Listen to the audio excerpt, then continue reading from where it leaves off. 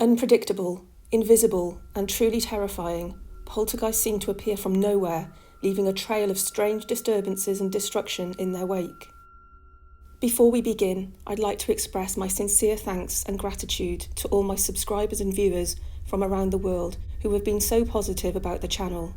If you're enjoying the content, please feel free to like, subscribe, and share the channel to help the channel progress. Wishing you all a very happy, spooky, and enlightening Halloween.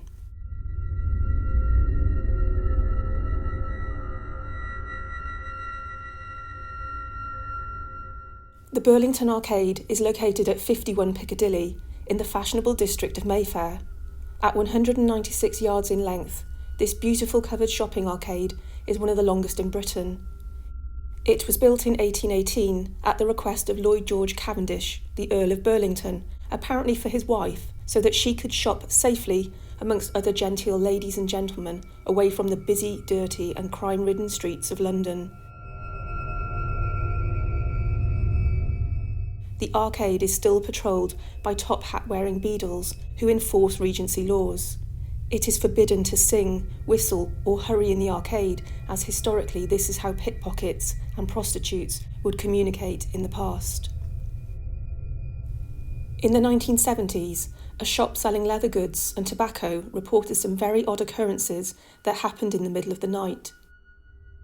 Leather folders and other items for sale were lifted off shelves located 5 feet off the ground and were discovered the next day arranged in perfect semicircles on the floor of the shop around an electric fire. This happened 4 times in 4 months. 3 heavy pewter tobacco jars were removed from a shelf and arranged in a semicircle around a table. Concerned the shop had been the subject of an intruder, the owners called the police at Scotland Yard. They ruled out the possibility of human involvement and were unable to explain the events. None of the items moved, were damaged, and nothing seemed to go missing. These odd events continued, and the shop owners started to affectionately nickname the entity Percy. Eventually, the owners decided to capitalise on the phenomena and placed a sign in the window stating, "Poltergeist gladly served without fear or favour." Shortly afterwards, all the activity stopped.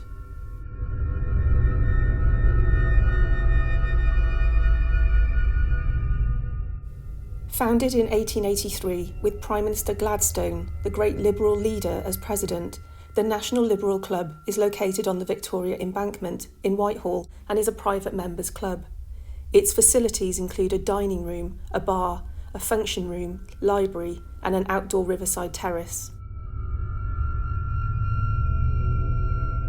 In 1890, rooms occupied by the club's secretary and his family seemed to be the focus of alarming poltergeist activity. Mysterious and startling knocking noises were heard, seeming to emanate from deep within the panelled walls. Initially, the occupants contacted Professor George John Romanes, a professor of physiology and friend of Charles Dickens, to ask if there could be a living creature encased in the wall that could produce sounds like knocks and raps. Professor Romanes was fascinated by the inquiry, but explained that he did not feel such a creature existed. Having investigated the occurrences and kept notes of the time and frequency, it became apparent that the phenomena only occurred when a German housekeeper was present. The noises even seemed to follow her around the building. Despite knowing the housekeeper was not responsible for the disturbing noises, the secretary sacked the poor girl and subsequently the activity stopped. Some would say this is classic poltergeist activity. The disturbances start suddenly and in some way are associated with a young person, usually a girl more often than a boy. When the person is no longer present, the activity ceases as abruptly as it started.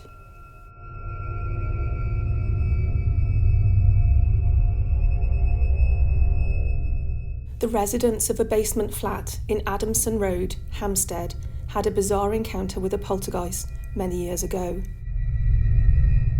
Initially, the disturbances were blamed on the young son of the owner, with knives, forks, scissors, and even a plate of fish and chips going missing without a trace.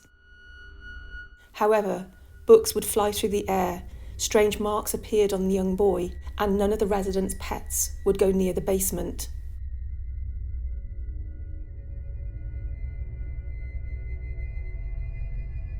One evening, the young boy was found paralysed with fear. He had attempted to put his toys away into a cupboard, and inside he found the figure of a small crippled man. The boy's mother told him that she too had seen this bizarre little man and had nicknamed him Little Charlie.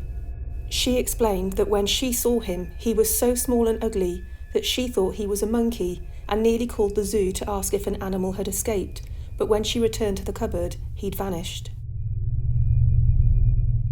However, it transpired that the man was actually a dwarf who had lived 100 years ago. This apparition had been seen by a previous resident too, but the disturbances stopped when the family and their son moved out.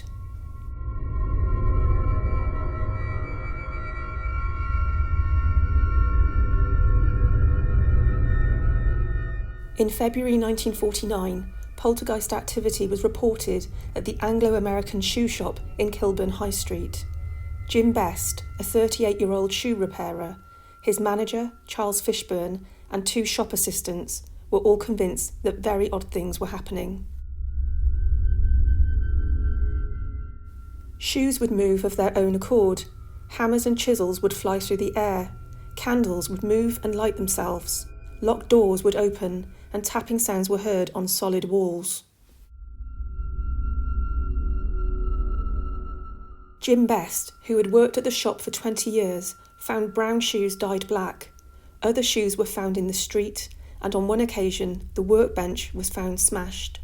Jim reported these events to his somewhat sceptical manager, Charles, who became a believer when a chisel flew past him and thudded into the wall next to him.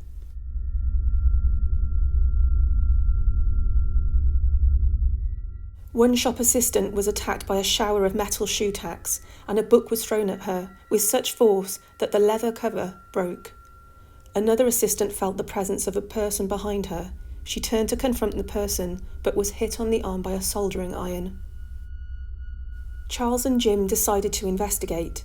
They placed 4 locks and a bolt on the workshop door, looked up and walked away. Moments later, they heard a clicking noise and witnessed the door swing open. It seemed the activity centred on the workshop itself, and it was always left-hand shoes that moved, not right-hand ones. Jim moved to work in a different part of the shop, and the old workshop was emptied and redecorated. After 3 weeks of ghostly activity, the phenomena completely stopped.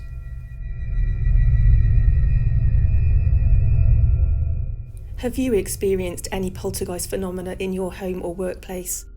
Please let me know if you have in the comments section below. Once again, happy Halloween, and thank you again for your support.